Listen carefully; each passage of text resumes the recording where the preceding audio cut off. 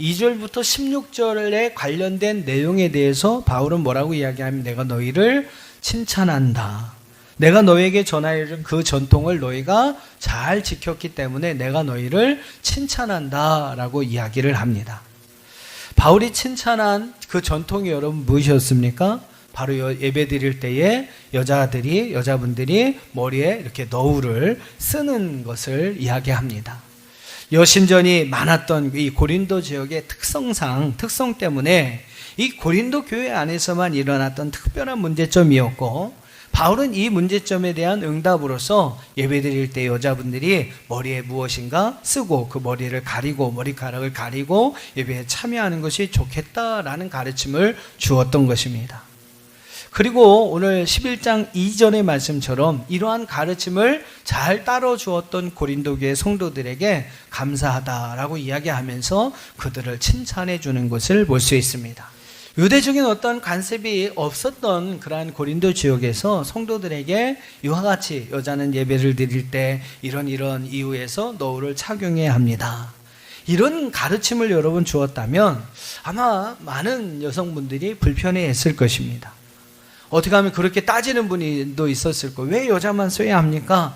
그죠? 유대인들은 저걸 다 남성들이 하는 것인데 왜 여자만 쓰는 것입니까? 막 그러면서 이건 차별입니다. 그렇게 항의하는 사람들도 있었을 것입니다.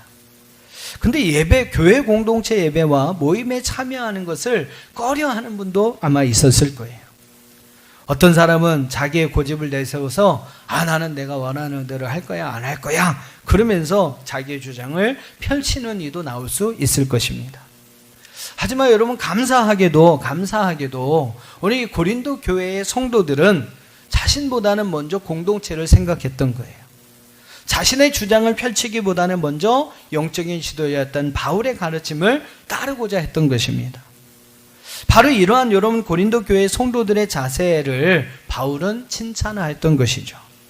자, 이렇게 2절부터 16절의 내용에 대해서 바울은 칭찬을 했어요. 근데 여러분 17절 한번 보세요. 자, 이 17절부터 34절에 나온 주의 만찬에 관한 이야기를 할 때 바울이 하는 얘기가 뭡니까? 나는 너희를 칭찬하지 아니하겠다라고 이야기를 해요. 당시의 모임은 주로 저녁 시간을 이용해서 모였습니다. 모든 하루의 일과가 다 끝나는 저녁에 모임을 갖게 됩니다. 모임에 참여하는 성도들은 이제 교회가 없으니까 이죠. 우리처럼 교회가 없으니까 이제 좀 넓은 집을 가지고 있는 성도의 가정에서 성도들이 함께 모입니다. 그 모임에 참여할 때는 각각 먹을 것을 이렇게 준비해 갖고 와요. 또 어떤 사람이 여러분 좀 이렇게 먹을 걸 준비할 수 있겠어요? 가난한 사람, 궁핍한 사람보다는 좀 부유하고 넉넉한 사람이 먹을 것을 준비할 수 있겠죠. 자, 이제 모임이 시작이 됩니다. 누가 먼저 와 있어요? 음식을 준비했던 사람이나 아니면 조금 부유한 사람들, 그러니까 막 생업에 얽매이지 않아도 되는 사람들, 그런 사람들이 그 모임에 조금 일찍 옵니다. 그리고 그 모임에 참여해서 서로 애찬을 나누는 거예요. 떡과 포도주를 나누어 먹습니다.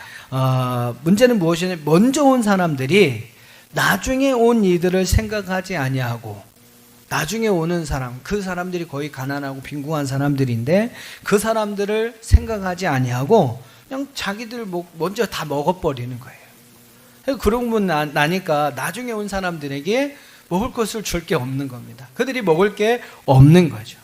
서로 다른 이들을 먼저 생각하고 나누고 베풀고 고려해야 하는 것이 바로 그리스도인의 모습이고 교회의 모습인데, 자기만 생각하는 거예요. 자기만 생각하고 자기만 하는 이기적인 그러한 그들의 행동 때문에 여러분 바울이 화가 난 겁니다. 나름 부유하다고 하는 사람들이 가난한 자들, 궁핍한 자들을 생각하지 아니하고 자신들의 배만 채우려고 하는 그들의 탐욕적인 태도에 대해서 바울은 화가 난 거예요. 그래서 나는 너희를 절대로 칭찬할 수 없다라고 이야기를 합니다.